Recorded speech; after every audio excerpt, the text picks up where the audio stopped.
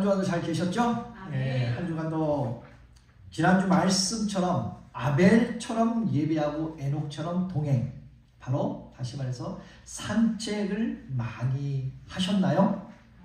동행을 많이 하셨나요? 하나님의 그 보호하심 속에서 매 순간 주님과 긴밀한 교제를 나누며 축복의 삶으로 한 주간을 보내셨을 줄 믿습니다. 오늘은 Father's Day죠. 오, 맞아요. 이제 먹으셨어요?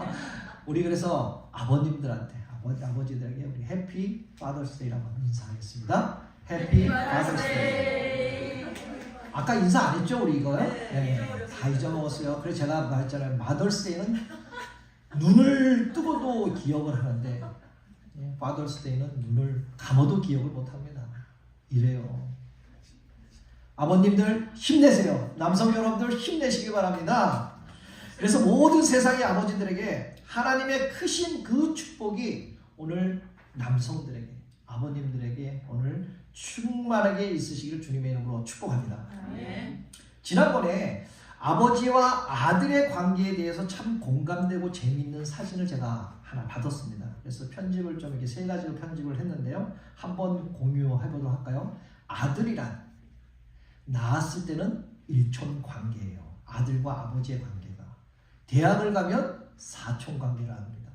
군대를 가면 팔촌 관계. 그 다음에는 장가 가면요 어떻습니까? 사돈의 팔촌이래요. 그리고 애를 낳으면 동포. 이민을 가면 어떻습니까? 해외 동포. 또 다음에 보면요, 그 다음에 잘난 아들은 어떻습니까? 내 아들이 아니라 나라의 아들이에요. 돈을 잘 버는 아들은 내 아들이 아니라 사돈의 아들입니다. 그리고 빚진 아들은 바로 내 아들이라는 것이죠. 참 공감되지 않습니까? 네? 비록 사진이지만은 제가 이렇게 세 가지로 편집을 했지만 여러분들 이 공감되는 그 이야기입니다. 아버지와 아들의 그 교묘하고 끈끈한 관계가 아주 잘 설명되어 있다는 것이죠. 지지난주에는 날씨가 참 더웠어요. 네, 지난주는 좀 괜찮았고 오늘은 더 괜찮죠. 이따가 오후 되면 모르겠지만은 더구나 오늘 원로 목사님 댁에 가서 온 성도가 귀한 친교를 나누는데 저는 혹시 날씨가 더우면 어떨까? 또 추우면 어떨까? 이렇게 초조한 반 걱정 반이었습니다. 한 주간. 그런데 하나님께서 우리 교회를 또 우리 성도들을 사랑하셔서 이렇게 덥지도 춥지도 않은 딱 좋은 날씨를 허락하여 주심을 또한 하나님께 감사하게 되었습니다. 지금 온 나라가 온통 한 이야기로 떴을 거죠. 뭐죠? 월드컵. 바로 월드컵으로 온 세상이 지금 시끄럽습니다. 저희 집안도 시끄러워요. 축구를 보면. 그래도 월드컵 하면 뭐니 해도 어떻습니까? 2002년도에 우리 한국에 있었던 월드컵 아닙니까? 그때 응원이 뭐였죠? 대한민국. 참 모르세요 이거? 안 해보셨습니까? 다시 한번 대한민국. 예, 이게 응원이었어요. 근데 이 응원을 집에서 저희 아내가 했는데 큰아들이 화를 내더라고요. 너무 시끄럽다고. 쫓겨날 뻔했어요. 경기 보다가. 월드컵에 그때 특별한 그 신화들을 일으키고 모든 사람에게 주었던 그 희망의 문구, 구호가 있었죠. 뭐죠? 꿈은 이루어진다. 역시 꿈은 이루어진다. 그래서 꿈들이 많이 이루어졌습니다. 정말 꿈 같은 현실이 우리에게도 큰 기쁨을 그때 많이 주었다는 것이죠. 이제 월드컵은 우리 대한민국 대표팀이 오늘 현재 조별리그에서 1승 1패를 기록하고 있습니다. 3번을 경기하는데 다가오는 수요일, 우리 다음 주 수요일 날에 남은 경기 하나에 모든 그게 달려 있습니다. 어떻게 승패가 달려 있느냐, 거기서 지느냐 이기냐 비기느냐에 따라서 우리 본선, 토너멘트 있는 그 본선에 그 진출을 하게 되는 날이 바로 수요일이에요. 수요일 6시입니다. 꼭 기억하시고 응원을 대한민국 하면서 너희 외치시길 바랍니다. 전문가들은 저마다 그 특별한 경우의 수를 따지며 데이터를 쏟아내고 국민들은 가슴을 졸이며 그 결과들을 지금 지켜보고 있습니다. 그런데 어디 축구뿐이겠습니까? 국제 정세도 마찬가지인 거죠. 전 세계를 공포의 긴장 속에서 몰아넣었던 이란 전쟁, 다행히도 지금 휴전을 했다라는 소식을 제가 접했는데 오늘 또 소식은 모르겠습니다. 많은 이들이 가슴을 쓸어내며 안도하고 있지만 한편으로는 과연 이 평화가 지속이 되고 있을까라는 걱정하고 있는 것이죠. 또 언제 어디서 폭탄이 터질지 모른다는 것에 불안하고 있다는 것이죠. 이처럼 우리가 살아가는 세상은 한 치 앞도 알 수가 없다라는 것입니다. 아무리 치밀한 데이터를 학습하고 평화의 조약을 맺는다 한들 내일을 고사하고 당장 우리가 앞으로 몇 시간 뒤에 어떤 결과가 내 앞에 펼쳐질지 모르는 것이 바로 우리의 인생, 바로 우리의 연약함이라는 것이죠. 그런데 목회자로서 이 세상을 바라보는 진짜 두려운 점은요, 눈에 보이는 지금 월드컵의 그러한 승패들이 아니라 전쟁의 위기보다는 그 바로 죄라는 문화의 옷을 입고 당연해진 그 영적 현실에 더 두렵다라는 것이죠. 옛날에는 어떻습니까? 죄를 지면 부끄러워했잖아요. 감추기도 하고. 숨겼던 죄들이 지금은 어떻습니까? 많이 오픈이 되고 내 개인의 취향이야. 그 죄가 트렌드야. 그리고 다들 그렇게 하며 살아라고 이렇게 합리화하고 있지는 않았습니까? 다시 말해서 죄를 죄로 인식하지 못하는 영적 마비 상태, 이것이 바로 성경이 말하는 진짜 말세의 징조인 줄 믿습니다. 오늘 본문에 나오는 노아의 시대가 정확히 이랬다는 것이죠. 창세기 6장 3절에서 하나님은 그들이 육신의 됨이라고 한탄하셨다라는 것이죠. 세상 모두가 그 타락함을 당연한 문화로 받아들이고 먹고 마실 때마다 인간의 그 계산이나 세상의 흐름을 거스리며 오직 하나님의 시선으로 세상을 보았던 한 사람이 있었잖아요. 그게 바로 믿음의 증인 노아였던 것이죠. 사랑하는 성도 여러분, 한 치 앞도 알 수 없는 이 예측 불가능한 세상에 오늘 우리가 진짜 붙잡아야 할 진리는 과연 무엇일까? 오늘 바로 제목이 이겁니다. 제목. 예측 불가능한 세상, 붙잡아야 할 진리는 무엇인가? 오늘 본문을 통해서 하나님께서 또한 노아를 통해서 우리에게 도전하시는 진짜 믿음의 무게, 한 손에는 복음을 들고 한 손에는 사랑을 드는 그 삶으로 살아가는 우리 모두가 되시길 다시 한번 주님의 이름으로 축복합니다. 그렇다면 세상의 데이터를 뛰어넘는 그 순종은 과연 무엇인가? 노아의 믿음은요, 자신의 경험과 세상의 상식을 뛰어넘는 그러한 믿음의 순종이라고 성경은 분명히 말씀하고 있습니다. 사람들은 보통 자신의 지식의 한계 내에서 이해하고 계산이 나오는 일에만 움직이고 있습니다. 그런데 노아가 하나님의 명령을 받았잖아요. 바로 창세기 2장 5절 6절을 한번 생각을 해보십시오. 당시에는 땅에 비가 내리지 않는 시대였습니다. 노아는 태어나서 단 한 번에 하늘에서 그 쏟아지는 그 비, 그거나 온 세상이 뒤덮는 그 홍수를 본 적도 들어본 적도 없었다는 것이죠. 거기에다가 배를 지으라고 방주를 지으라고 하는 것이 어디였습니까? 어디 들판 바다 그런 평지가 아닌 산 꼭대기, 아주 그 산 꼭대기에다가 지으라고 또 명령을 하셨잖아요. 오늘날로 치면 이거를 해석을 한다 그러면 대형 조선소의 최첨단의 그 장비를 다 동원해서 힘든 거대한 방주를 기계 하나도 없이 노아와 그 세 아들이 손으로 일일이 나무를 베기 시작한 것이었다는 것이죠. 요즘 여러분들 챗 GPT라는 걸 많이 사용하고 계시죠. 또 재미나이, 인공지능, 바로 AI라는 것을 다 사용하고 계실 것입니다.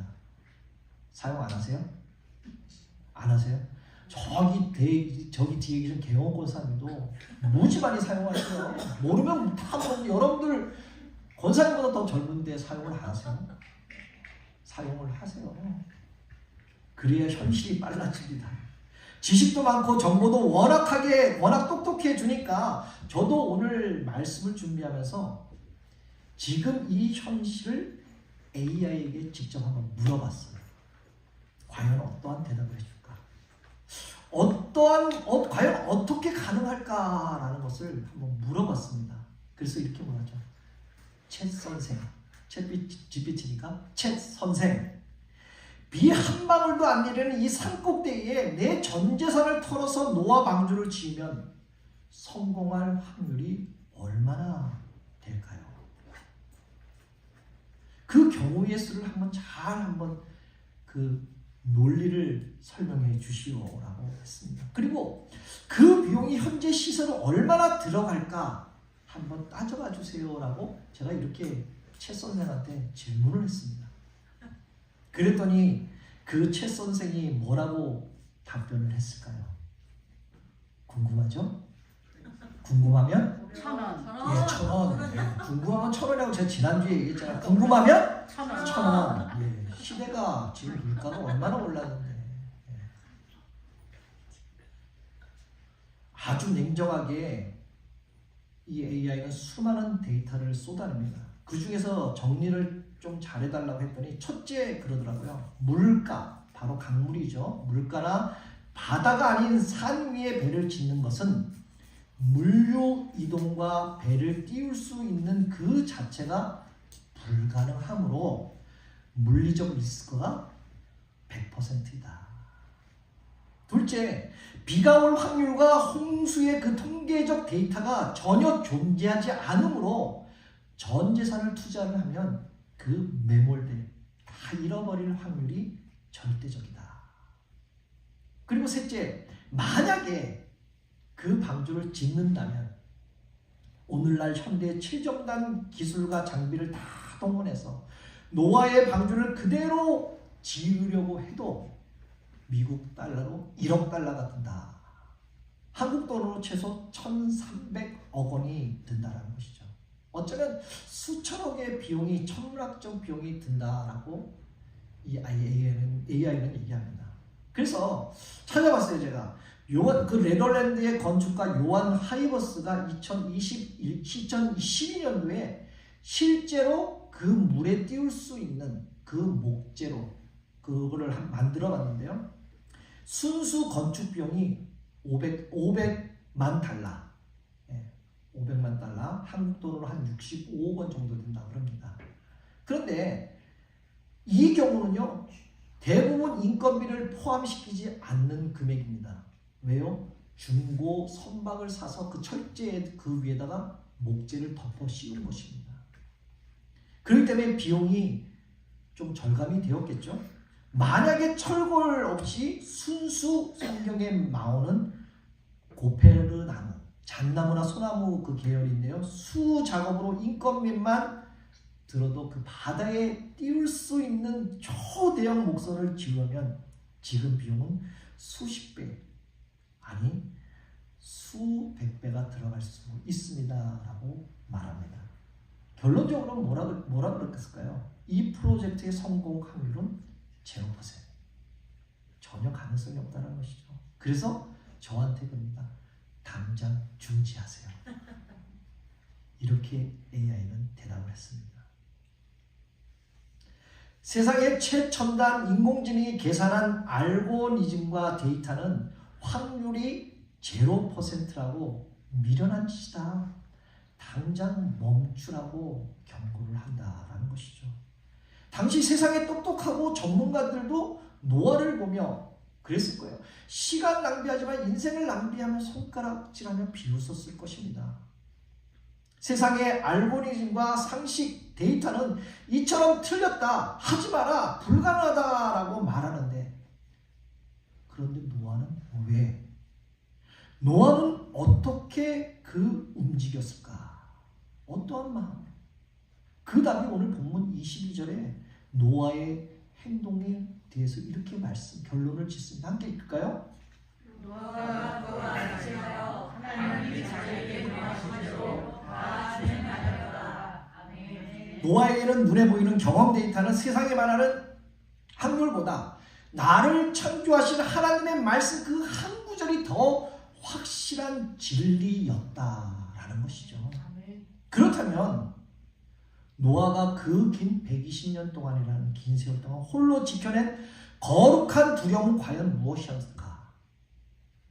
무모해 보이는 순종은 바로 하나님을 향한 온전한 경외심, 바로 경외함에서 시작이 되었다는 것이죠. 여러분, 하루 이틀은요, 우리도 뜨거운 마음으로, 뜨거운 열정으로 얼마든지 순종할 수 있습니다. 하나님의 말씀을 따라갈 수 있어요. 죄 안 짓고 따라갈 수 있어요. 하루 이틀 정도는. 그런데 수십 년 동안 비 한 방울 오지 않고 나를 향한 사람들의 조롱만 말이 거세질 때 과연 나는 어떻게 버티고 있었을까? 노아라고 왜 의심이 없었겠습니까? 나무를 벨 때마다, 나무를 옮길 때마다 내가 하나님의 음성을 잘못 들었는가? 라는 이러한 인간적인 생각이 들었을 것입니다. 노아도 우리같이 똑같은 성정을 가진 사람인지라 밀려오는 의심과 영적 고독이 한두 번이 아니었을 것입니다. 여러분, 오늘 본문 15절 16절에 나오는 방주의 규격을 한번 보십시오. 상중하로 나누는 이루어진 그 무려 길이가 137m에 달하는 거대한 나무의 건물을 얘기하는 것입니다. 현대 기술로 지으려 해도 수천억이 드는 이 거대한 방주를 기계 없이 혼자서 손으로 지어가고 있었다라는 것이죠. 그렇다면 노아가 이 모든 의심과 외로움을 이겨내고 끝까지 버틸 수 있는 그 진짜 힘의 근원은 과연 무엇이었는가? 오늘 본문, 우리 본문에 앞서서 읽지는 않았지만 9절의 성경에서 이렇게 비밀을 선언합니다. 노아는 의인이요 담대의 완전한 자라. 그는 하나님과 동행하였다라고 이렇게 결론을 짓습니다. 노아는 하나님과 날마다 동행하면서 그분을 경외하는 거룩한 두려움을 가진 사람이었습니다. 그래서 세상 사람들이 비웃고 손가락질해도 나를 바라보시는 하나님의 시선이 더 무겁게 의식했기 때문에 노아는 그 힘들고 고독한 세월을 넉넉히 버틸 수가 있었다는 것이죠. 여러분, 하나님께서는요, 우리에게 얼마나 큰 대단한 믿음을 원하시는 게 아니라 우리 자신과의 깊은 관계, 바로 하나님과의 그 깊은 관계를 원하시고 계시잖아요. 누구보다 더 잘 알고 있는 것이 바로 내 자신이잖아요.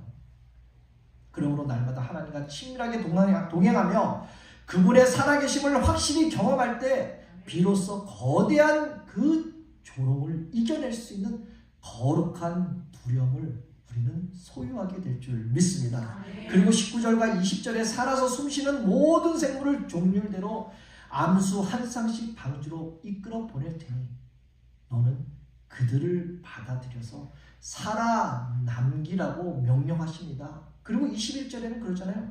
그 모든 생물이 먹을 양식을 미리 준비하고 쌓아놓으라라고 명령하십니다. 그래서 이것도 제가 AI에 물어봤어요. 과연 그 방주에 어떠한 그 동물이 들어가 있는가?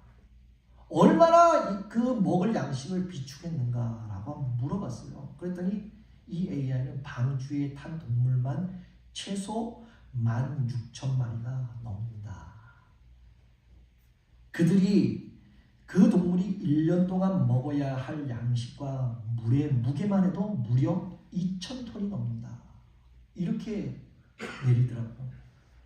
비 한 방울 내리지 않는 그 산꼭대기에 기계 하나 없이 노아의 가족들이 손으로 그 수천 톤의 식량을 구하고 비축하는 그 모습을 한번 상상해 보십시오. 방주를 짓는 것만 해도 진이 빠질 텐데 노아에게 수많은 짐승들을 수용하고 받아들이고 그들이 또 1년 동안 먹을 그 막대한 양식을 미리 계산해서 준비한 일도 노아에게는 또 다른 고민이었다는 것이죠.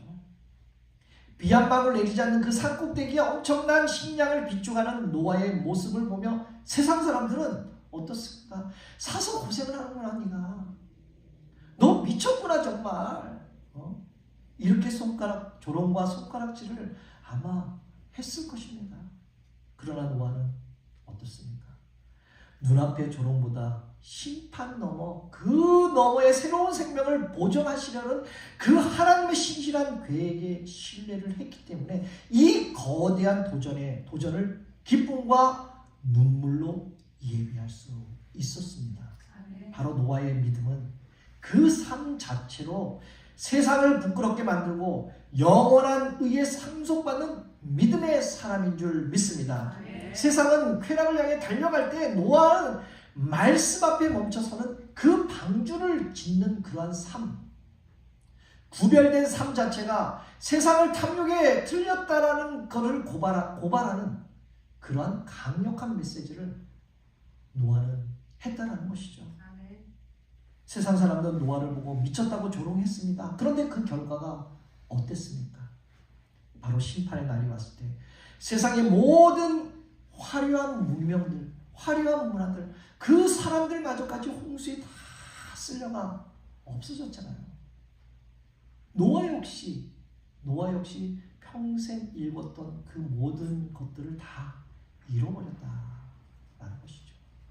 그러나 심판의 물이 빠진 뒤 노아의 가정이 마주한 것은 뭡니까? 하늘에 찬란한 떠오르는 그 하나님의 약속, 바로 무지개였다라는 거잖아요.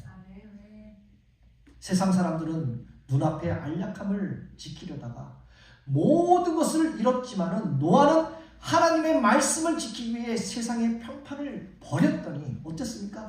영원한 의의 상속자가 되었다라는 사실입니다. 그리고 마지막 22절은요. 노아의 모든 삶을 단 한 구절로 바로 오늘 제목의 말씀처럼 예측 불가능한 세상에 붙들어야 할 진리를 이렇게 결론을 짓습니다. 함께 읽어볼까요? 노아가 그와 같이 하여 하나님이 자기에게 명령하신데 다 준행하였더라.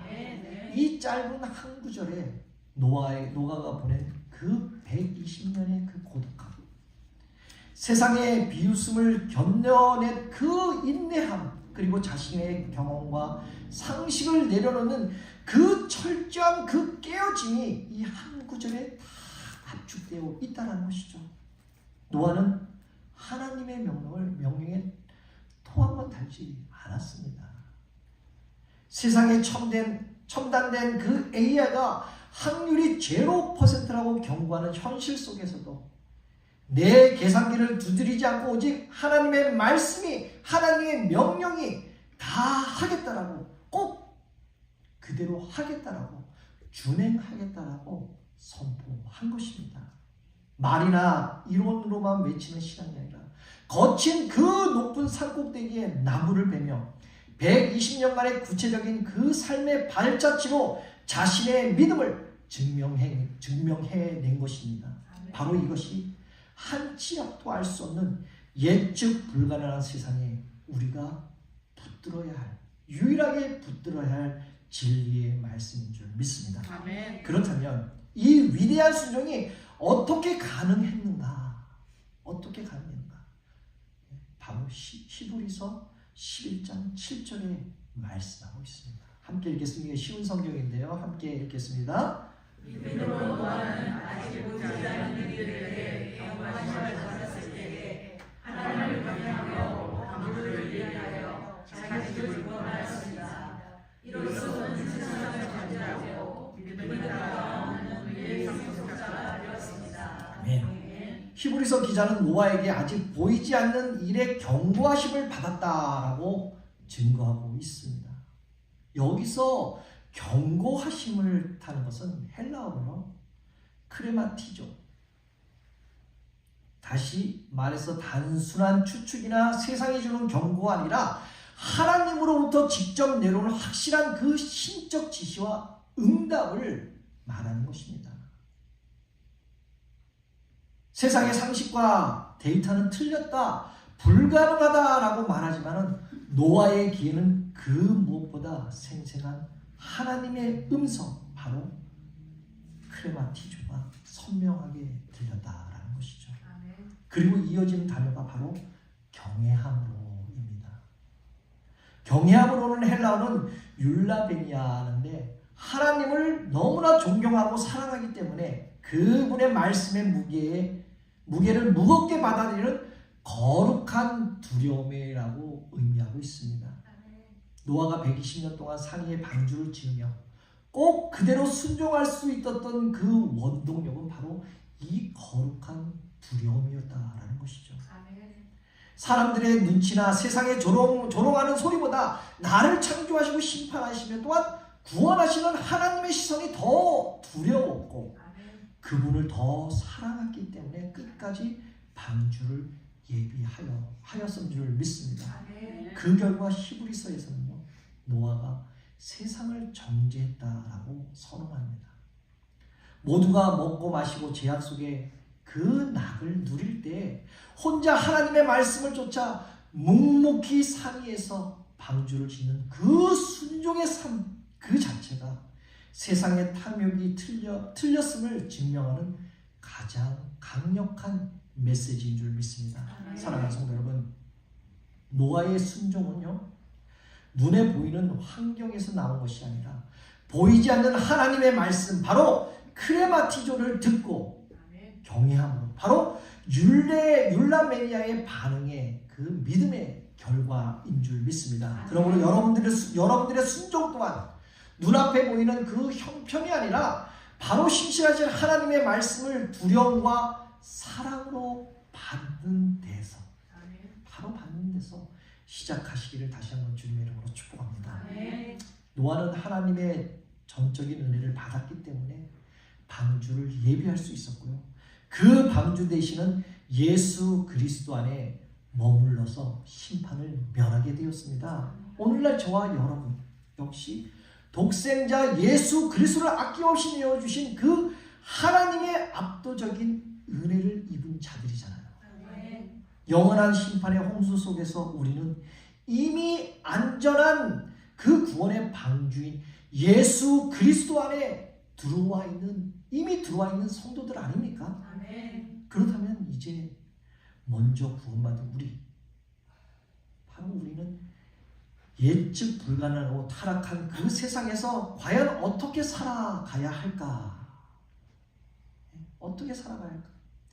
그 방주 안에서만 우리끼리 있으며 안도하며 문을 탁 걸어 놓고 있어야 될까요? 그게 세상과 단절하고 우리만의 구원을 지키는 게 바로 현명한 상관일까요? 그게 예측 불가능하고 지금 붙들어야 할 진리가 바로 그것입니까? 아무리 세상이 죄를 문하라 말하고 조롱하지만 우리는 타협할 수 없는 그 진리를 우리는 가져야 할 줄 믿습니다. 오직 주님만이 구원이라는 그 복음을 한 손에 쥐고 저 불쌍한 그 영혼의 가슴에 품고 구원의 방주로 이끌어 안아줄 수 있는, 끌어당길 수 있는 하나님의 눈물, 바로 어린 사랑을 다른 한 손에 쥐고 나가야 할 줄 믿습니다. 이 고백이 어쩌면 비 한 방울 오지 않는 그 산꼭대기에서 눈물과 땀을 흘리며 방주를 지었던 노아의 진짜 심정이 아닐까요? 노아가 그냥 하나님의 말씀에 순종해서 방주를 지었을까요? 그 사람들에게 아무 말 하지 않았을까요? 너도 와서 같이 짓자라고 권했을 것입니다. 때로 우리는 연약해서 날마다 세상의 계산과 경우의 수 앞에서 흔들리고 있습니다. 하나님의 섭리를 의심할 때가 얼마나 많았습니까? 내 얄팍한 경험으로 하나님의 크신 계획을 제한할 때가 얼마나 많았습니까? 우리가. 그러나 오늘 믿음의 증인 노아는 우리에게 과감한 그 결단을 요구하고 계십니다. 바로 세상 모두가 유행이 유행을 따라 넓은 길로 가야 할 때 과연 너는, 바로 여러분들은 복음과 사랑을 들고 좁은 길을 걸어갈 용기, 바로 믿음이 있는가라고 우리에게 결단을 요구하고 있는 것이죠. 여러분, 우리는 이 질문 앞에 담대하게 고백해야 할 줄 믿습니다. 이렇게요. 우리 한번 고백해 볼까요? 시작.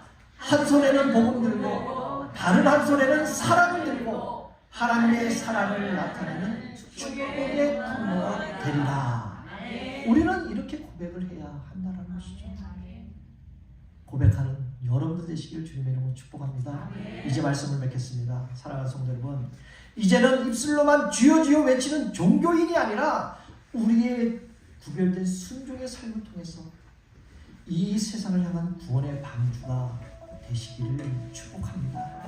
타협없는 복음으로 잠든 세상을 깨우고 멈출 수 없는 사랑으로 죽어가는 그 영혼을 살려내시기를 축복합니다. 그래서 여러분 모두가 이 땅에 하나님의 공의와 사랑이 마르지 않는 그 강물처럼 흘러넘쳐서 이 무너진 이 시대에, 이 세대에 예측 불가능한 세상에 붙들어야 할 진리가 과연 무엇인가를 깨닫고 그리스도의 계절이 임하는 믿음의 주인공, 믿음을 만드는 그 주인공, 바로 여러분들이 이 시대의 믿음의 증인 노아가 되시길 다시 한번 예수 그리스도의 이름으로